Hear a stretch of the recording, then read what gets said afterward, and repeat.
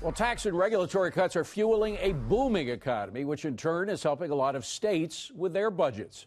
Many states are reporting a positive fiscal forecast as a result of a strong economy, but are these positive effects temporary?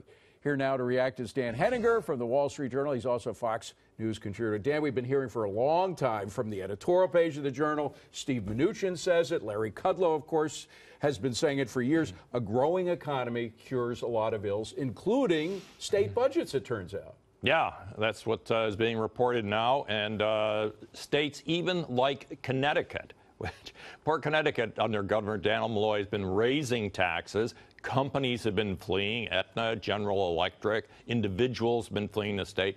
The Connecticut budget director says even they, for the first time in years, their budget will not be under strain because of the revenue flowing in from economic growth. Well, deficits are going to surpluses. Another state that used to be free spending, Minnesota, Minnesota's going to report a $329 million surplus. Yeah.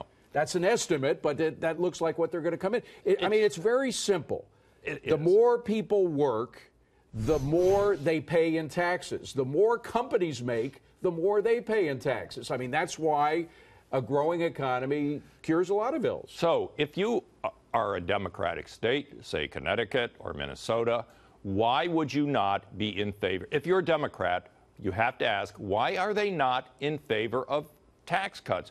Going back to John F. Kennedy, when they cut taxes, revenue increases. I have never understood, David, why the Democrats just don't agree to tax cuts, take the money and run. The money flows in. If you're in charge of the state, you get to figure out how to spend it. They won't do that. I remember a Wall Street Journal editorial back in the 1980s, it shows you how old I am, that said if you want to soak the rich, as Democrats claim they want to do, lower tax rates because they end up putting more money in. That's right. As a result of doing more, producing more, bring more people into the economy. I think the reason is, David, that the Democrats have gotten to the point where if they were to cut taxes, they would have to concede in some way that the government should step back and allow the markets to function.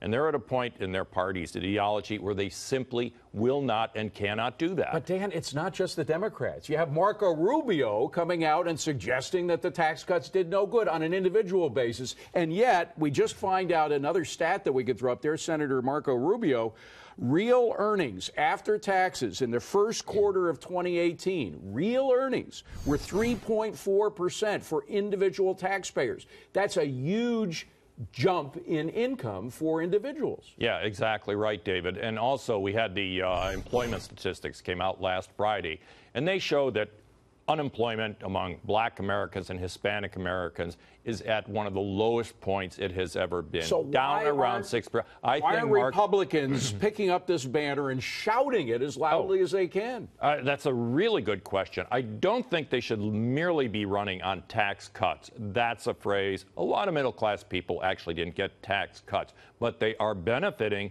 from a strong economy. Jobs are being created. Their relatives are getting jobs. People they know, incomes are rising. That is what the way Republicans should be selling this, saying, look around you, see what's happening to the economy in your town, in your city. You can just feel the dynamism going on right now. And yet you see Republicans like Rick Saccone, who ran in that special election in Pennsylvania. He lost, and he ran away from the tax cut message. Maybe that will be a lesson as we look at the primaries tomorrow that Republicans should jump on a bandwagon for tax cuts. Yeah, West Virginia, Ohio, Indiana. I think, you know, they're getting to the point where it's getting a little bit difficult for even Republican candidates to ignore the evidence that's in front of their faces. And it's hard evidence about real people and real jobs, David. I hope somebody would bang that into the head of Marco Rubio. I mean, he should be the first to understand it. Very confused. Florida understands tax cuts. Yeah. Dan Henninger, thank you very much.